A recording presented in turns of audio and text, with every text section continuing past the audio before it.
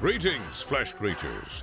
It is I, Megatron. On behalf of TFYLP, I want to congratulate you for listening to the most refined collective podcast on this miserable little planet Earth. Yes. Here you'll find knowledgeable fans discussing every aspect of Transformers and beyond. Now, enjoy the show while I continue my path to complete conquest of all of you miserable biological entities. Predacons, terrorize! Hi, welcome to TFYLP episode 597. We are live tonight. It is Wednesday, September 25th. I'm Lucas, and I'm joined tonight by Christian. What up? It's just me. Yes. There's no one else here. Phil, I think, is going to be fashionably late, but we decided, we need to go live. Our viewers are waiting for us. So I have Roxy. Does that count? There you go. So yeah, so we've got three going, so we're good. So I've just come in from out of town. I just got back a few hours ago, so Roxy's very happy that I'm back. Probably see her throughout the evening. How was out of town? It was nice. Yeah. There you go. Getting in and battening down before the big storm, I guess. Yeah, I just found out about that, so that's going to be fun over the weekend. Yay! I have outside plans on Saturday, so that's probably not happening. That's not good. We'll see. I'm pretty far inland. I mean, what's the worst that could happen, right? I mean, don't say that, please. Yeah, I'm sorry. So, we need to get a live report from Peter to see how things are in Tampa. I don't even know where this storm is going. If it's gonna hit Tampa or I don't know. No idea. So, anyway, so do we have any news this week, Christian? Like, I guess there was some Transformers crossover news with Minecraft, I guess, that there's going to be like some special Transformers edition of Minecraft coming out. I don't know. I saw something limited about that. Yay, good for them. So, Not a lot of news this week, actually. No, like last week was the big dump, I guess. But even though it wasn't really a dump other than the movie coming out, like, they had that Transformers Day, but that was kind of like... That was bad. Did we learn anything from that? 3.0 had some new, slightly different decos that are coming out exclusive to Walmart. There you go. They were not very good at conveying that information, but that is eventually what came out. I'm sure everyone is excited for the 500 million repaints of those figures. Ooh. They're all good figures, though. Sure. So, I don't know. I think everyone was hoping for that Retro Optimus to go up, and it did not. Oh, yeah, that would make sense. Yeah. Where is that? Starting to see pictures from overseas of it, so presumably its release is soon here. Right. But it hasn't been solicited anywhere. Yeah, I don't know. I feel like we're like starting to get the drop of stuff for the fall. It seems like Pulse keeps processing orders. Yeah, my Flame and Zaron shipped out. They should be here on Friday. Pretty exciting. And Straxus, Armada Galvatron, and Animated Motormaster arrived last week. Yep. So. All right, bye.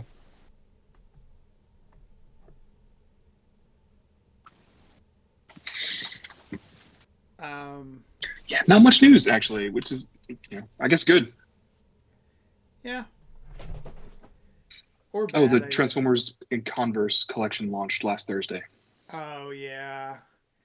Yeah, I saw because I think Rick was complaining about that because there's like 12 different variants or something. Something like that, yeah. Yeah, If you include all the so child ones and the hoodies and stuff. right, right. So, but I got I don't two. know. I don't know why you have to have all the things. Oh, hey, here we go. It's Philium. Mm-hmm. It says I. Phil, are you getting all the things? Oh, We were talking about the am I? Converse collection coming out. Oh no, I'm not getting all those things. No. All right. I mean, I don't know. I enjoy Converse shoes. I have a couple pairs of Chucks, but they're the low tops. Yeah. Yeah, no low tops in that collection. That was interesting. Yeah, I mean, I know Chucks is more so known for the high tops, and you have more room for designs on the high tops. But yeah, I don't know. I like the low tops better. I got two. Which ones would those be? The Autobot ones, like the ones with Optimus on them, and then the apparently custom ones that have just the Autobot symbol and Autobots roll out on them. So there's like one that's a design that's very Transformers, and there's one that has Transformers elements in the classic black and white Chuck design. Yeah, so like that's how I kind of got into Chucks was the custom Chucks. So I'm wondering if that is a pattern you can use to like customize a pair of Chucks with other details and stuff. Like if you wanted the tongue to be a different color, or if you didn't want the white on the toe. What I'm saying is you could maybe wait. It is what you could do that. I just ordered the yeah. default ones. But when I was doing it, it was like, do you want to change all this color stuff? And I was like, no, I just want it this way, the way you have it by default. Yeah. But yeah, it was there. I don't think Rick or Nick should feel like their collection is complete unless they own. They do one of those each permutation. Yeah, exactly. Yeah, I agree. Any size. Right. Yeah, I agree. Yeah. I could have made them purple with Autobot symbols. That would have been cool. So now, that would have been different. What do you guys do with your Transformers shoes? Like, do you actually display them, or do you wear them, or do they just sit in a bin? I've worn my Megatron Nikes from time to time. So when I say I've got Chucks, they're not Transformers Chucks. They're just regular Chucks. So I've got a pair of Metallica Vans that are like special edition, and I wear those, sparingly. Yeah, because like I bought a pair of Bumblebee Converse like several years ago, like kind of more modern design, and I never wore them just because I felt like I shouldn't wear them. But then I don't have a shoe collection to like display all these different shoes, right? So they kind of just sit in the back of the closet. So then I quit buying. Like that's the reason like where I might actually be interested in these Chucks, but I'm like, I'm actually gonna wear them. Yeah, I'd say most of these designs are pretty wearable. Yeah, true. Yep. That's why I got the two, because one is like overtly Transformers, which is cool. There's a time and place for that, and then I got one that is kind of more subtly Transformers, which is time and place for that too. Yeah. But for the Calvin Johnson Megatron Nikes that I already have, I have worn those. I've worn them to cons. They're very comfortable. And I've also put them in my display cabinets from time to time with the figure that came out alongside them.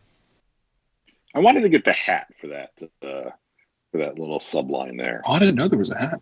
It was a hat, and it had the Calvin Johnson Decepticon logo. Oh, cool. Yeah. And it was like, I think it was black with the logo being like that Detroit Lions kind of bluish, the Hawaiian blue or Aloha blue, I think they call it. And I can't remember if the brim was purple or black. I'll have to look it up. But it was neat. It was one of those things that you'd think is just a Transformers thing if you didn't know it was Calvin Johnson. And but it would have been weird to wear a Calvin Johnson thing around Chicago with, the Lions being a rival in the division, but I don't know. Calvin Johnson did me very well in years of fantasy football. So, but I mean, up until last year, were the Lions truly rivals? There were several years under Matt Stafford as QB. I mean, some of the years with Calvin Johnson and Matt Stafford, the Bears were not necessarily good. So yeah, they would give us some runs for the money. They weren't necessarily like making the playoffs and being, contending teams in their own right. But remember, the Bears were also kind of lousy during a lot of that chunk. Right, but if your team's lousy, why do you care? I don't know. That's a discussion for another day, I guess. We ought to get into all of that. So, trying to think if there's any other news this week. Not really very light. A whole lot, but I guess the thing that we're gonna discuss, the show topic, was about the Transformers movie. So there's this whole thing, and I'm trying to figure out, they're talking about how the movie didn't meet expectations.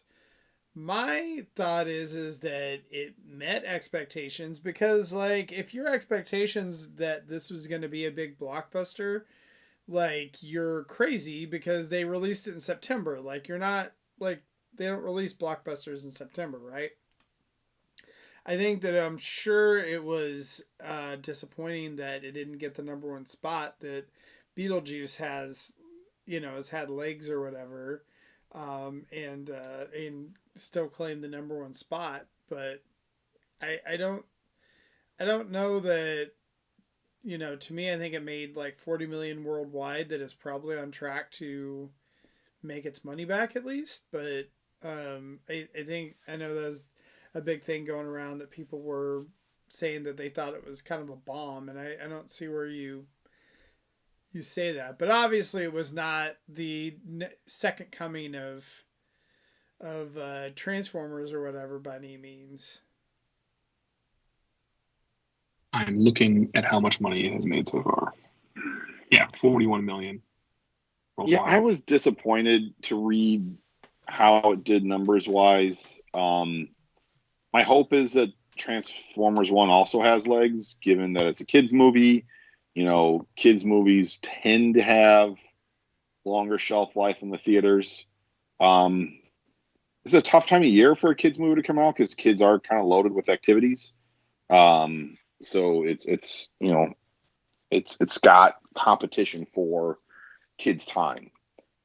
I think, Lucas, your question about expectations, I think it performed. They didn't expect it to be a blockbuster, but I think it was 5 or 6 million lower than what they estimated it would be, especially with all the positive buzz, word of mouth, and reviews that came through. Right. Well, and I think the sentiment I saw from a lot of people that had seen it, just in various comments, were that they were surprised how good it was based on the trailer. So I don't know if that first trailer just kind of hurt it a little bit or whatever too. And I do think a little bit that I think there was a lot of older people that probably were just expecting that this was going to be a kids movie, and I don't know. I mean, I think it's kind of made for both adults and kids. Mm-hmm. And I don't think people really realize that. Yeah, the first trailer was not promising. I heard the second one was better. I never saw it just because that's a thing I do. I watch one trailer for stuff I know I'm going to see, and then I just don't watch anymore, so I'm not spoiled or overhyped or anything. Right. So I actually had very low expectations for the movie, and when I saw it, I was like, whoa, this is actually good. So I can't believe that I'm the only one in that camp. Only I actually went to see it. If you're expecting it to be not good based on a trailer, maybe you're waiting for streaming.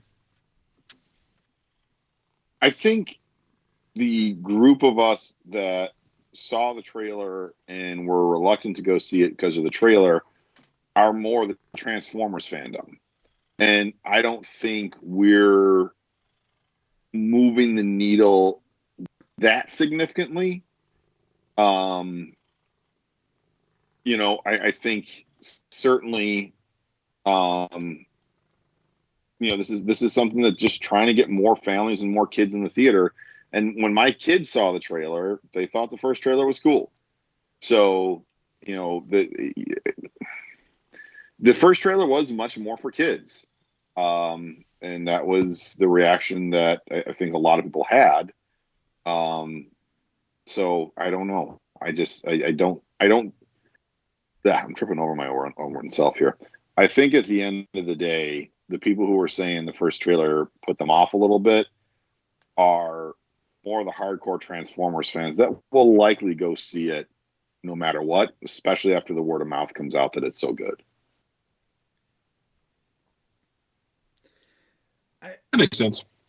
I mean, I think part of the issue too now is that with movies in general, there's a lot, like, in order to actually get me into a theater, like, you have to do a lot. And so I think it's just like, whereas years ago you would have it like, oh, it's the new Marvel movie, it's the new Pixar movie, it's the new Star Wars movie, whatever it may be, that you're like, oh, just based on that, like, based on that IP, I'm gonna go ahead and go. Whereas I think now that people are more discerning, like, there's just so many, with all the Marvel stuff and all the different things coming out, that I don't think just because it's a Marvel movie means it's going to be a success. And so I think that that's kind of the same thing with Transformers, that I think that, like, I feel like there's been a fatigue that has happened, specifically, like, that happened right around Age of Extinction and Last Night. And I think that we just have seen this just constantly, where they've tried to figure out, like, okay, what's the formula? And I don't necessarily know that there is a like, I don't know if there's $1 billion Transformers formula anymore. Like, do you think that there is?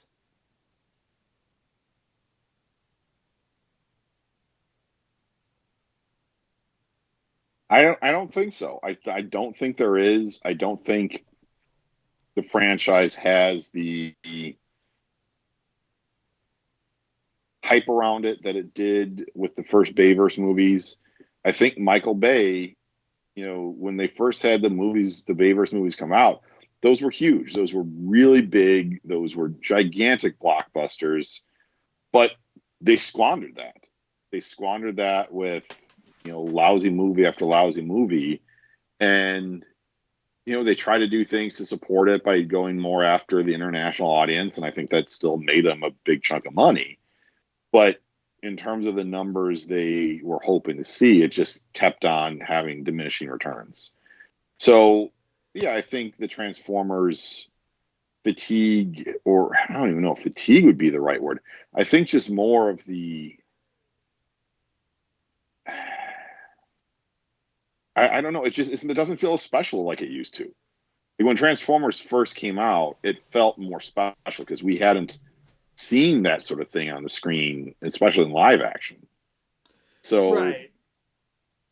And when you're saying that too, it, like, we're talking about, like, everyone, not just Transformers fans. Like, obviously it was a phenomenon when that first movie came out in the first couple, and I think it was one of those things where you're like, the CGI was relatively kind of newer, like what they could actually do with it in a movie. And so I think that, like, a lot of, like, that's not just going to move the needle anymore, just having that kind of stuff, because we have a lot of movies that are like that now, and that might have some type of amazing special effects. And so, yeah, like, just showing up isn't going to do it. You have to have an amazing story or whatever. And I think that's what the Michael Bay movies started to do, is they started to just show up. Yeah, I mean, there's the old like marketing slogan from the Christopher Reeve Superman movies of "You will believe a man can fly," and that was certainly, you go back and look at it now, it's like, well, yeah, he's not really flying, but for audiences back then, that was a big deal. You look at the first Star Wars and, like, how cool that looked, and even into the 80s, those were still, like, good looking science fiction movies for the time. And nowadays it's sort of laughable in terms of the not laughable, but the special effects look dated. I mean, Transformers for 2007, Iron Man came out in 2008, so you hadn't had the MCU kickoff yet. Like this was a big kind of nerd genre sort of thing that opened up, and it just, again, it's lost its specialness, it's lost its fanfare over the years. It was squandered by Paramount and Michael Bay and Hasbro, and they're trying to rebuild it. And I think they have something they can very much build it on, and I very much hope they continue with this. But I think just in terms of whether it's timing of the movie release or just hard to punch through all the noise, this movie didn't make as much money as I think they thought it would. And I think my assumption on this is that their expectations for the movie's performance probably went up over the weeks building up to it, where the word of mouth was so positive, and all this kind of stuff that was out there to make them think that, hey, this is going to be a big deal. And I think September is just a tough time for families to get kids in the theaters to see a movie.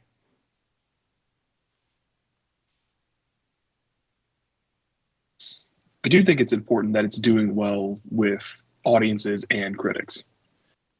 I mean, it's the best rated on both fronts Transformers movie that has ever existed, even including 86.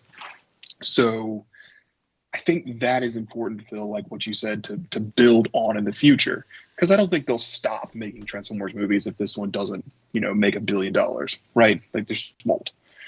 But I think this will show them that it's more welcome to have a well-developed story, well-developed characters, something that's maybe a bit lighter than what the live action stuff has been in the past. I think the thing that's somewhat disappointing to me is I will say that, I like the first movie when it came out. And I'm sure there's a lot of people that like the other subsequent movies, but I actually think the last few movies have probably been better than most of the other movies, right? Like even Rise of the Beast, where it was kind of more that Michael Bay formula. I still really enjoyed that. I thought that, Mirage with the Pete Davidson character, I liked the human characters that were involved with it. The Bee movie or Bumblebee or whatever, that was a really great movie, and that had critical acclaim as well. But I feel like all those movies combined are going to make less than the first three movies did individually. Maybe. I think it'd be close. I'd have to look at that. But yeah, I get your point for sure. And again, Bumblebee came out after The Last Night in Age of Extinction. There was a big critical drop off between 07 and Revenge of the Fallen, and it kind of came back with Dark of the Moon. But all three of those made money. Age of Extinction critically panned, but made money in the international market. Last Night critically panned even worse, but still made money in the international market somehow. But people at that point were tired of bad movies, right? Even if they made money overseas. So B comes out in December. Not a lot of fanfare around it, and I think it didn't make enough money there. Rise of the Beasts comes out in last summer, and I think you have the fatigue. So now we still have fatigue here, even though it's a completely different genre of movie. I think the Transformers brand is tainted as far as general movie-going audiences are concerned.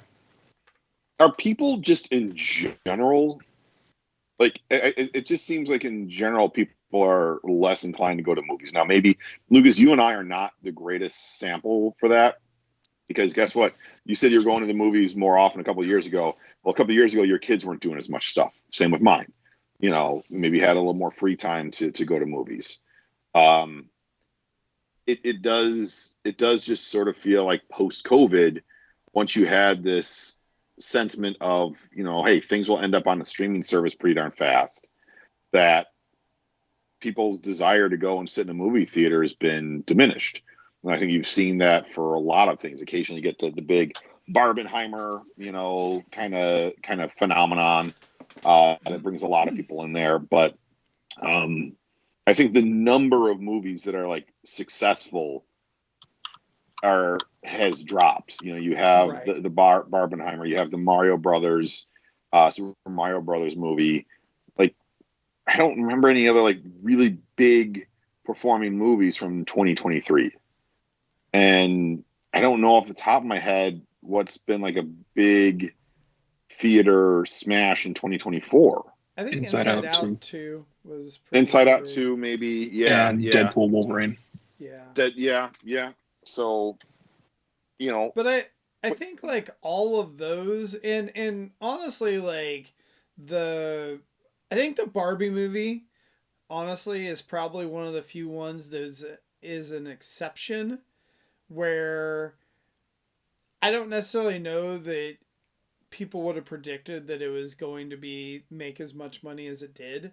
Like I think the Oppenheimer, I think you could kind of tell because it's like a Christopher Nolan movie, right? And like so it's like those are always usually do pretty well. But like yeah, I think that a lot of people are looking like to get you to go to the movies now is like it's a much bigger ask than it used to be. And so I think just seeing some of those average movies or whatever just isn't it's just not the same. And so it's like it takes that word of mouth. And I think that like I think this new Transformers movie kind of does have word of mouth, but I don't know that it's gonna make enough of a difference to you know. It's been out for one weekend, right? So I don't think the story's over just yet. But like you said, we've all said it's got that great word of mouth. Maybe it comes back in the second week, or maybe it just kind of sits and does quietly in the background. I don't know. I'll be curious. I think this is a movie that 15 years ago would have made a truckload of money on DVD sales. Yeah. Once it hit home video kind of thing. Because it does just have that, that kid friendly, the family friendly thing, and it might not be discovered right away in the theater and it's run, but that word of mouth, generates enough hype. Kids want to own it at that point in time. It's Optimus Prime. You put it in, people's hands by Christmas time. But that DVD market is nowhere near, what it once was. I mean, it's like literally just a fraction of what it was. Mm-hmm. And so this will end up on Paramount streaming at some point. Again, probably before Christmas. But I think Paramount's one of those lower tier sort of streaming services. So will that pull people? I mean, I think more families and families with kids have Paramount because of all the Nickelodeon content on there.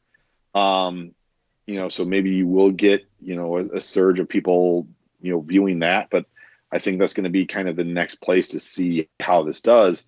But unfortunately, everything with streaming is so murky in terms of knowing what kind of numbers come out. Like occasionally you hear like, hey, something's done well on streaming. But more often than not, you don't hear anything about streaming numbers unless it's done like really badly or really well.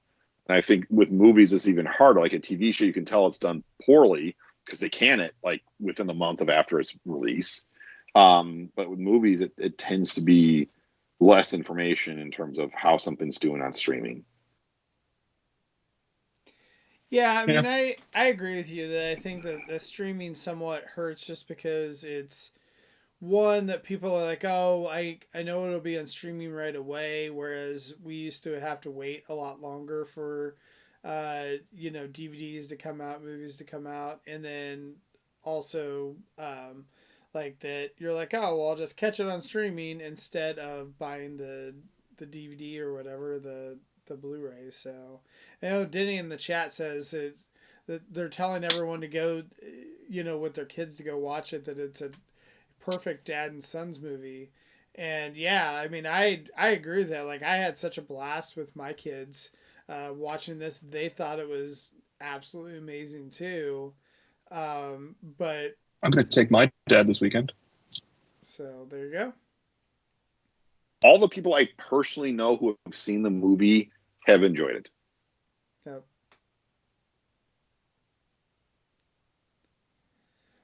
So yeah, I mean, I think for me, like, this movie could have been a stepping stone, and like that's where I kind of hope it still is, with the positive word of mouth that they use this to, maybe jumpstart like another cartoon, or more movies or whatever. But I don't know. What I was reading is that they've got plans for this to be a trilogy, Mm-hmm. and that you're gonna like see the growth of Optimus Prime, and Optimus Prime start to sound more like Peter Cullen. But that was the the whole asterisk with that discussion of if it does well. And so I think we're in this kind of weird limbo phase right now to determine, like, is this doing well? I think the fact that Paramount doesn't have as many tent poles, and they're trying to make Transformers a tent pole, might give this a little more love than what another property might have. But it is one of those things where there's stuff that sounds like ready to go for a sequel if they give it the green light in terms of storyline and all that kind of thing.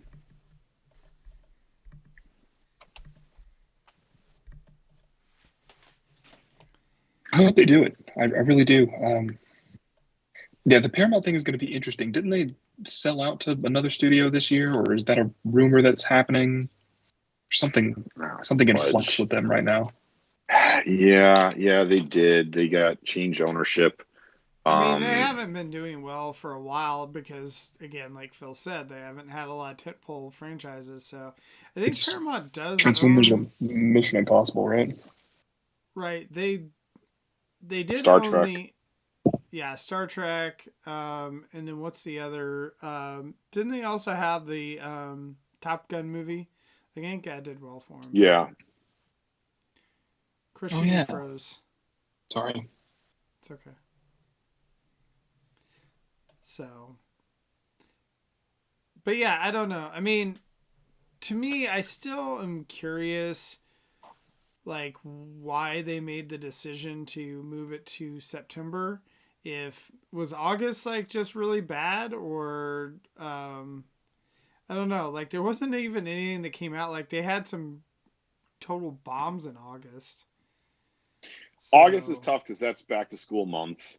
Right. So everyone's kind of busy, either wrapping up their vacations. You got Labor Day weekend, people going out and stuff, and then every family with kids is kind of focused on getting the kids back into school and getting activities going. September, I think you've got a little bit of spillover from that in terms of activities kicking up, which is why you've always kind of had this like slowdown of movies from the summer blockbusters until you get like the Halloween horror movies, and then the end of the year surge of movies again. But remember, we're still in the aftermath of the writer and actor strike last year, so that jumbled up the schedule for so much stuff that people at movie studios are just kind of playing catch up to kind of get these things in the theaters, and yeah, it's not going to be your traditional timing.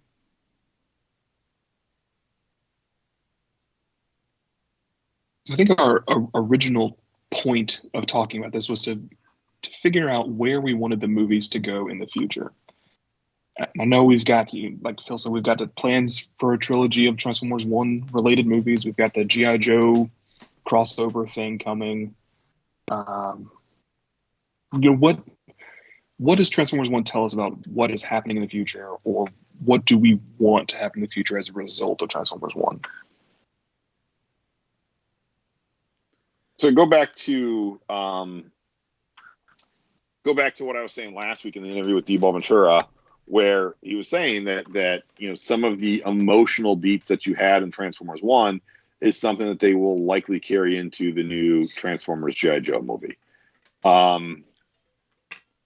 My point being last week that this was, I don't know, I can't remember from any of the Bayverse movies or Bumblebee or The Last Night where you had the Transformers themselves showing emotion, to any kind of significant extent.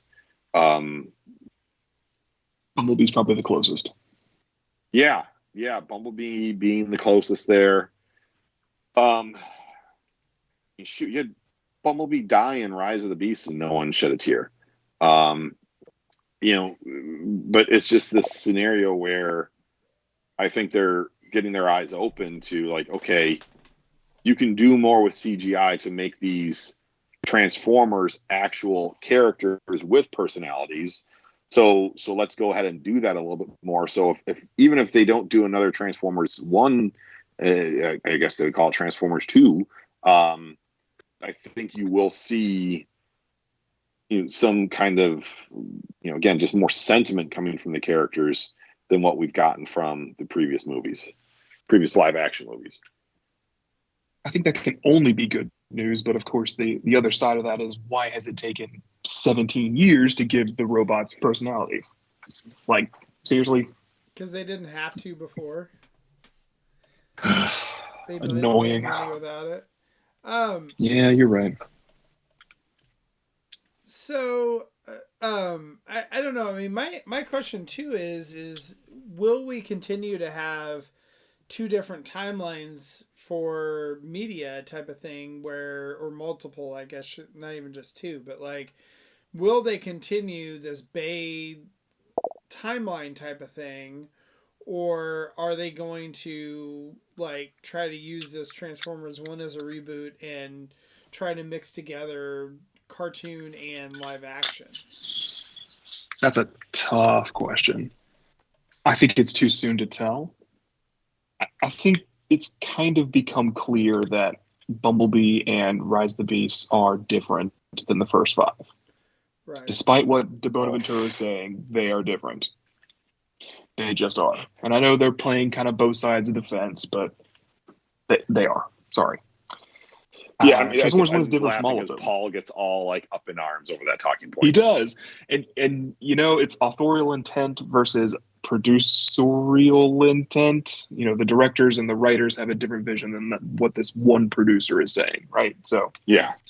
And honestly, I'm in the camp that says De Bonaventura doesn't even know. I agree with that. Right. Yeah. So what is his view on putting the emotional beats into the army guy's a snake terrorist in Robots movie? Can we trust him? Probably not. I would cancel that movie. I just would. And I know I'm the anti-G.I. Joe guy, and that's just who I am, but like, I think if we're on shaky ground and Transformers 1 still is not making tons of money and reinvigorating the brand, adding another brand that has an even more troubled past at the box office to ours, that's not a good idea. It won't elevate G.I. Joe. It'll bring down Transformers. See, I tend to disagree with that. Go ahead. Oh, I was gonna say, are you saying that like you wouldn't want to add additional storylines into the Transformers movies because they're already too bloated? Is that what you're trying to say? No. I don't know. Because I just feel like all the Bay movies. I mean, my biggest complaint about them, especially the last few, were like the amount of plot points that they had is just ridiculous. Like, I feel like with The Last Night that they wrote like multiple different movies and just stuck them all together. That's literally what they did. Yeah. Yes. So yeah, that was horrible.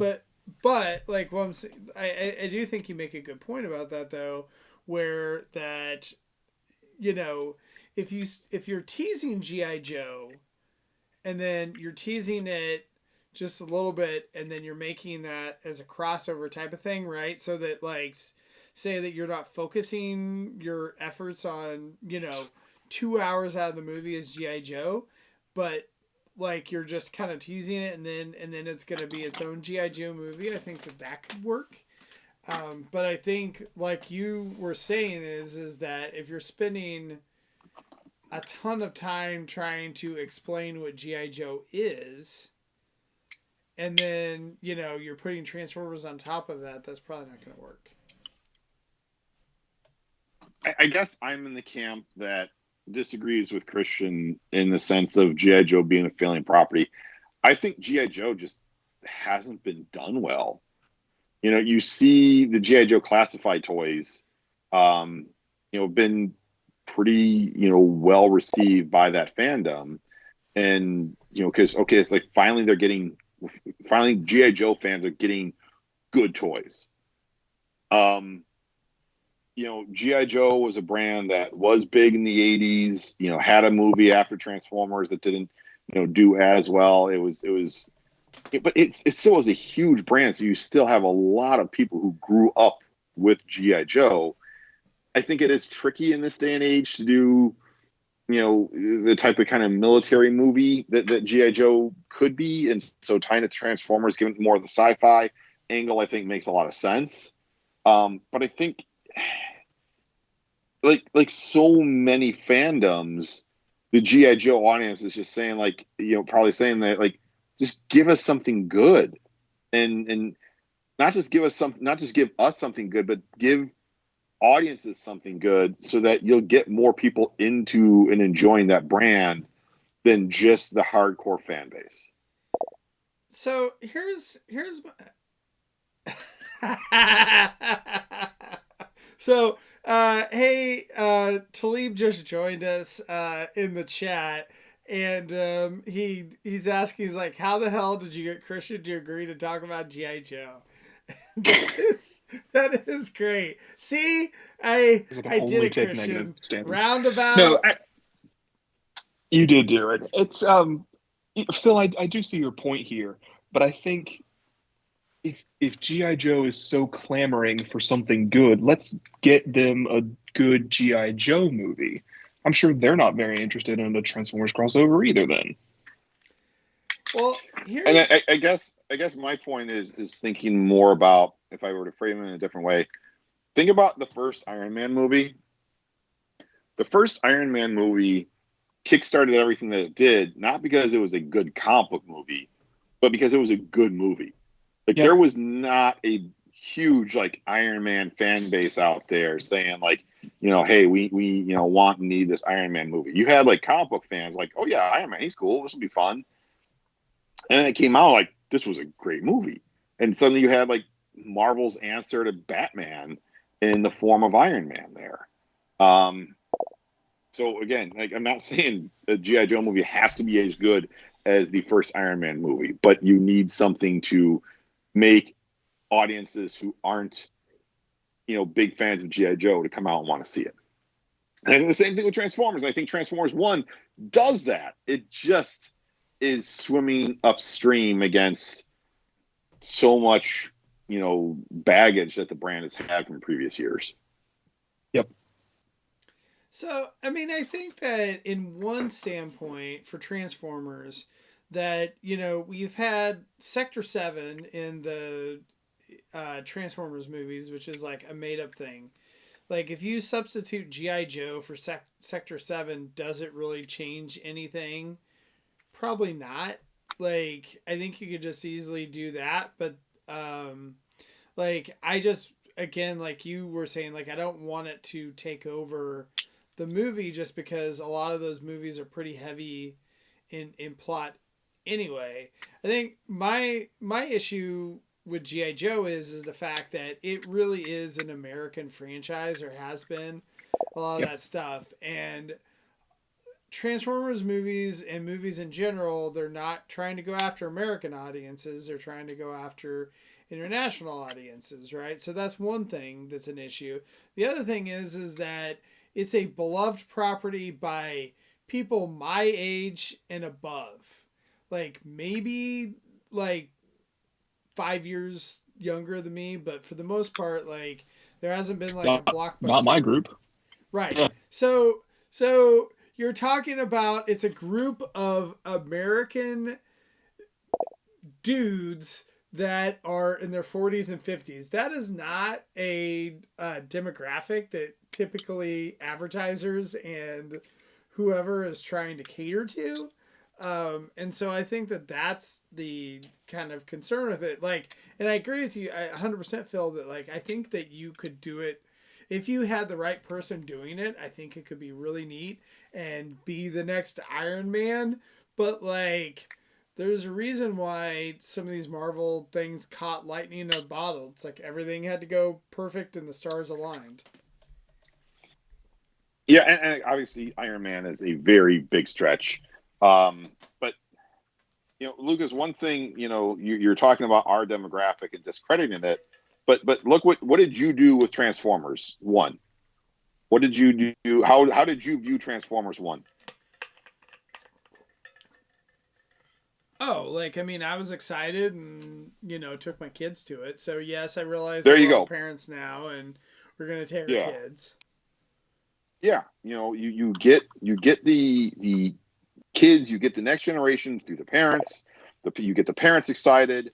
It is I think it is very much behooves Hasbro and Paramount, for that matter, to get G.I. Joe to be a more well-regarded and thought of brand, because again, you need more tent poles for Paramount. You have this brand IP for Hasbro that has the potential to be an evergreen property like Transformers is, but it's sort of fizzled. So if you can rebuild it and make it another evergreen property for Hasbro, that's a really good thing for them. Mattel desperately seems to be trying to do that with Masters of the Universe. And you could discuss of how much they're succeeding or failing with that. Ninja Turtles has been a very big evergreen brand, and now I forgot that is another Paramount brand. That is another Paramount brand because Paramount owns Nickelodeon. So I think from both Hasbro and Paramount standpoint, they would like to see G.I. Joe be something. And if you have to piggyback it onto Transformers, again, Transformers is a brand that has some baggage, but it's getting some better word of mouth. G.I. Joe is a brand that has more theatrical baggage, but it's not dead. I mean, I'm sure that Hasbro would love nothing more than to somehow launch all of their IP properties into movies like they tried to do with the comics as well, with like ROM and Visionaries and no, I'm saying that they would love that, but like I don't think the moviegoers are going to go after it though. Oh no. I think it's just, again, it depends. Like, you just have to make something good. What if we got a sequel to Battleship? No. We need a prequel to Battleship. Yeah, that one's called Stratego. A Monopoly movie? I was just I don't know. kind of thinking, like, what if I had to take G.I. Joe out but sub it with something else? What would I do? And I kind of think that Mask would make more sense, as much as I know about it. It's kind of like half Transformers, half not transforming. I don't know. I feel like there's room for, hey, we've adopted some Cybertronian tech, and I suppose that's what they're going to take with the G.I. Joe angle too. But like, it sort of makes more sense because they're vehicles that turn into other things, and that's like, oh, we were inspired by Transformers. I don't know. And that's a brand that has no anything at all right now. Like, you could launch a brand that way, and that would be Transformers elevating something else. See, I think what they should do is take the Mask ideas and just make that call it G.I. Joe, but it's actually Mask. Yeah, I wholeheartedly agree with that, Lucas. One collaboration that I really do think could have legs, and who knows with the studios and stuff, but I kind of think a Fast and Furious Transformers would work. Like, those movies the Fast and Furious ones are already very ridiculous. Why not add a robot to the family? And it's all about showing the prestige cars, and that's part of what the original Bayverse stuff was about. That's how you get Sideswipe and Dino and even Bumblebee with the concept Camaro before that car was even out. It's like, okay, let's showcase some interesting cars, and they're also robots, and they're doing whatever crazy thing the Fast and Furious crew is up to. Yeah, that's why you had a Mustang police car in the first Transformers. Yeah, that's why there's a Bugatti in 4 and 5. Like, that's not a car that you're going to give. That's a car people want to see do stuff. So yeah, why Yeah. don't show me that Skyline turn into a robot, or what does Dom drive? Plymouth. Whatever, I should know that. Anyway, I forget think who that makes would Fast and actually Furious do movies. something. All right, so I think we've hit on this great idea. Freakenstein agrees with us that this is a fantastic idea. So there we go. We've solved the problem for Paramount and all that. Just Fast and the Furious Transformers. There we go. Just send us a checks, Paramount. There you go. All right. I'm gonna be Take it out to disappointed when they make this movie. CASH. They don't cut us a check. Yeah. I mean, yeah, I think Rick has talked about that was sort of an idea to bring Mask back, was to make it a Fast and Furious Transformers sort of thing. But yeah, Lucas, I'm 100% with you. If you could basically take all the ideas and concepts of Mask and put it with Transformers, put it with G.I. Joe, put it with Transformers and call it G.I. Joe, and I think that's basically what you're going to have. G.I. Joe has a history of military, very accurate, kind of looking military vehicles, but that has a bigger history of, I shouldn't say a bigger history, but a real American hero toys had way more sci-fi looking vehicles and sci-fi kind of concepts than just the pure military stuff. They did the first couple waves had more toys that were more realistic military looking vehicles. But even on the Cobra side, you had the Hiss tank early on, that doesn't look like any kind of tank out there. That's this laser, tread behemoth thing. So, again, you can do that sci-fi vehicle thing in G.I. Joe and it fits in well. I get a little bit anxious if we do the Noah Diaz suit sort of thing, like we saw at the end of Transformers Rise of the Beast, because they did that in the first G.I. Joe movie, and it sucked. Like, the power suit concept was just didn't feel fitting. It was them trying to take G.I. Joe and amp it up for modern day, and it's just like, no, this doesn't feel right.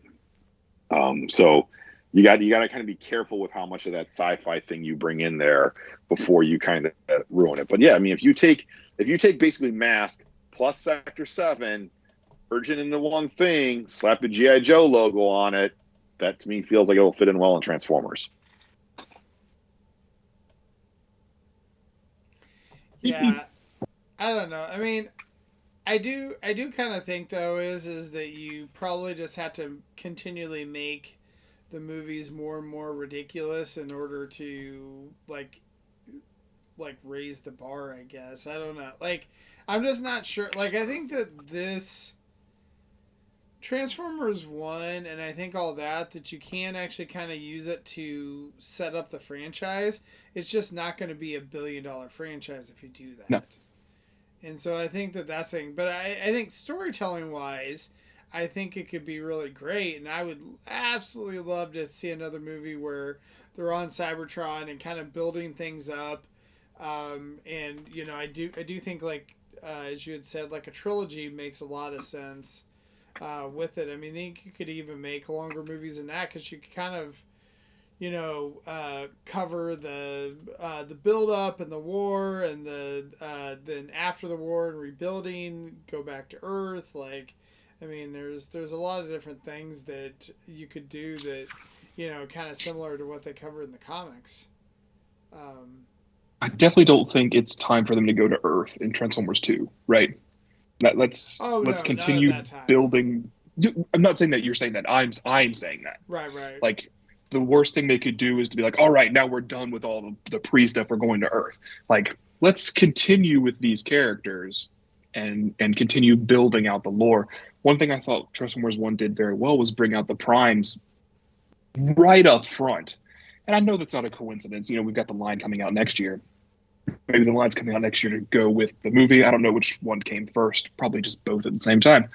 But, like, you bring in those lore elements, and again, it's laying out the universe, like Phil was saying.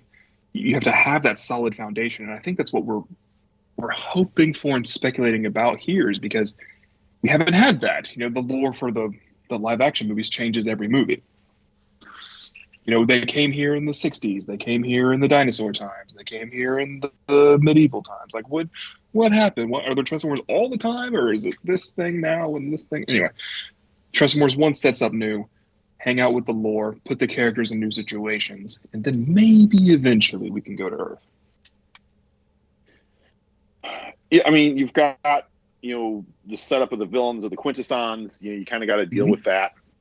You know, after Transformers 1.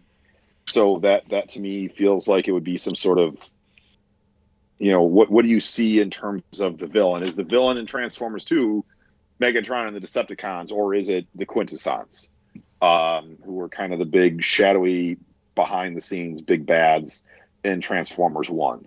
You know, I kind of would enjoy it if, like, the end of that trilogy is them landing on Earth. Like, you don't even get to Earth until the very end, and then you kind of leave it open ended for it to go from there. I think your point, Christian, about, or I apologize if it was Christian or Lucas, I don't remember exactly which one he made, but about this not being a $1 billion movie franchise anymore, I think is accurate. And I think what you have to do now, if you're Hasbro and Paramount in this, is you have to babysit the IP. You have to care and nurture for this IP to make sure it doesn't just wither away. You know, because that's the thing. That's the name of the game these days. Is IP is taking that IP, bringing it to audiences to both get the generations who grew up with it to enjoy it, like it, and bring their kids to see it. And you need the kids to be on board with it so they get to be the next generation that is buying those toys, watching those movies, buying those video games.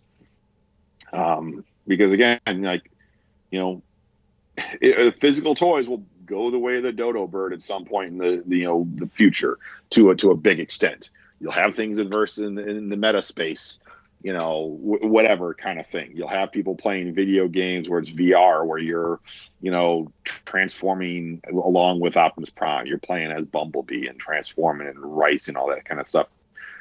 But if you don't have the IP, if you don't have people interested in the IP, then you can't do any of that stuff 15, 20 years from now. So it is about taking care of the IP, making sure people have fond sentiment around the IP. And then, like I said, for G.I. Joe and maybe Mask, it's about getting that IP into the eyes of a new audience who might enjoy it if you present it to them in a different way than it's been presented before. They've not done a good job with those IPs.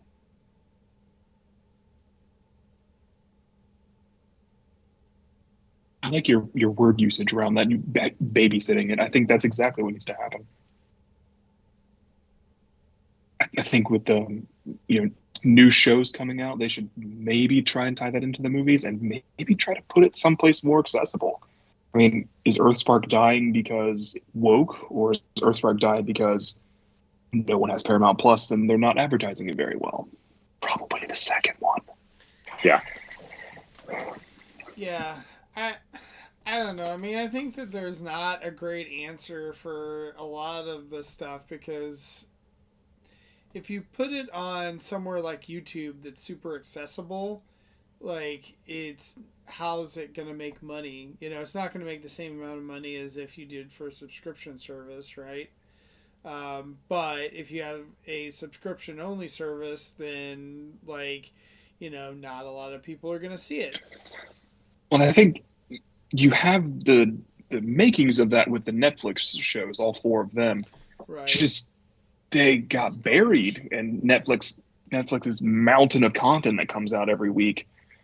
I think maybe if you can get that on Hulu, make a deal with the mouse to make that happen. I'm sure that's why it's not on Hulu, because they don't want to make a deal with the mouse. But and you got to get it out there somewhere. I mean, that was part of what made the Cartoon Network deal back in the day so good. I mean, that's a cable channel, sure, but like, a lot of people had it.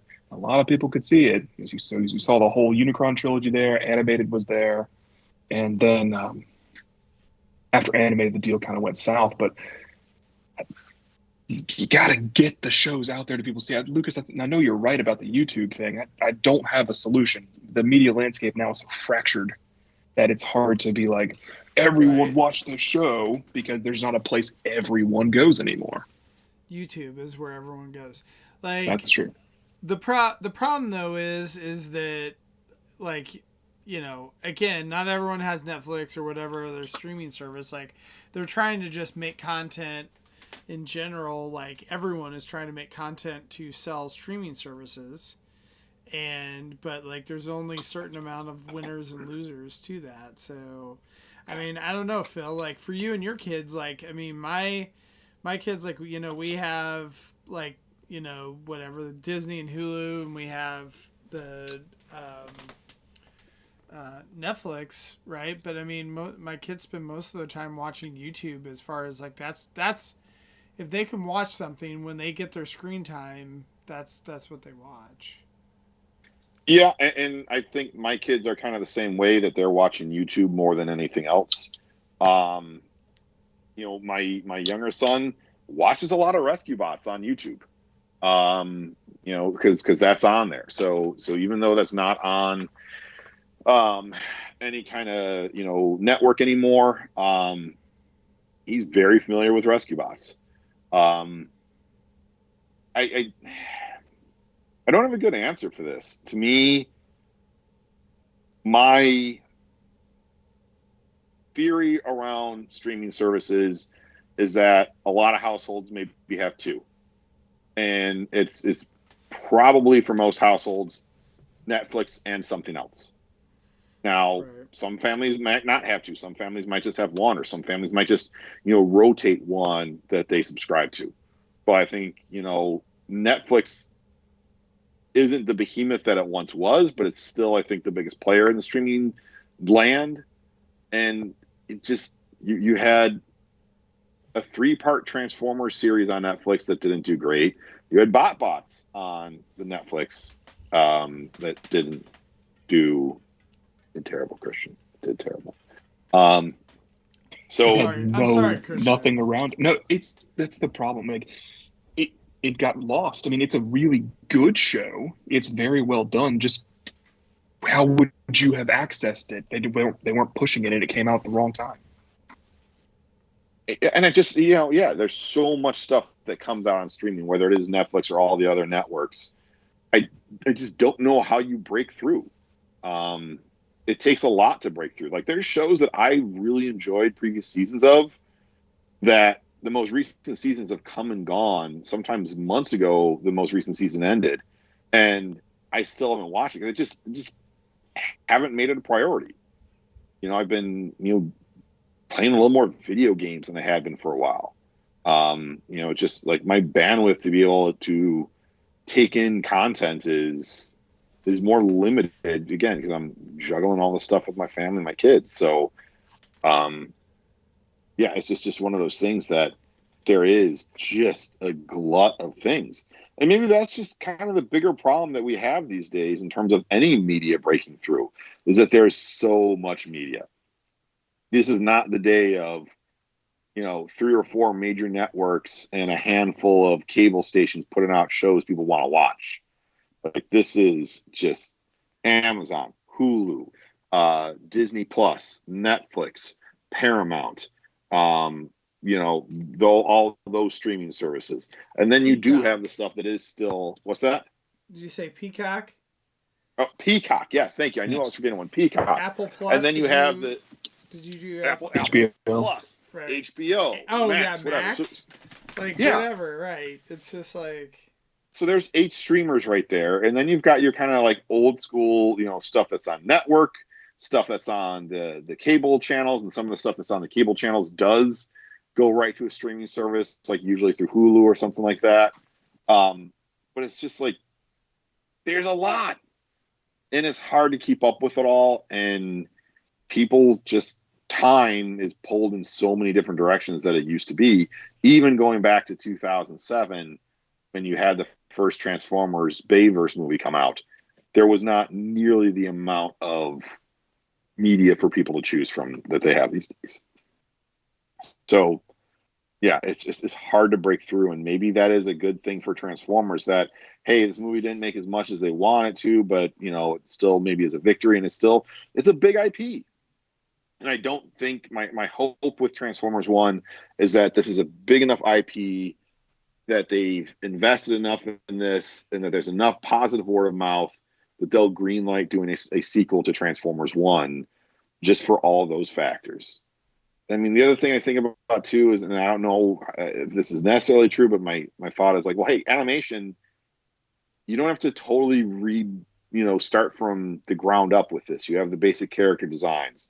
You'll probably update them and tweak them a little bit, but you know what Cybertron looks like. You have, the story already kind of, it sounds like big, big picture wise plotted out. So you don't need to start from scratch versus if you say, hey, this didn't work as well as we want to, we're going to start from scratch. That's more expensive and takes time. It's like rebuilding a sports franchise.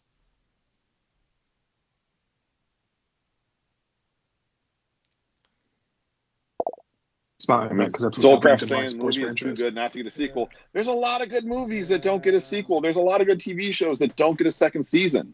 Like just being good isn't good enough. Oftentimes, it sucks to say that. Yeah, in that regard, I think we're lucky that Transformers is a big IP because it can probably absorb a hit like this. And it's not a hit. It's doing well. It's just not, a juggernaut. Right. Yeah, and I mean, I oh, sorry. I think, again, I keep on bringing up the Paramount and Hasbro relationship. That, to me, is a big benefit for Hasbro in this, is that you have a network that doesn't have a ton of IP and doesn't have a ton of things to surround it. So they're maybe going to give this more room to breathe than, let's say, Disney would. I mean, we just saw Disney cancel season 2 of Acolyte. Said Acolyte, hey, you're done after season 1. I would assume that the numbers on Acolyte are far surpassing anything that Transformers Earthspark gets or anything like that for that, man. I mean, that's not exactly apples to apples, but I think you guys get my point that you have other networks and streamers that are more quick to pull the trigger on something. I don't think Paramount has the ability to be as picky as that. It's a good point. I do think, though, it's frustrating that they finally, made a really good movie.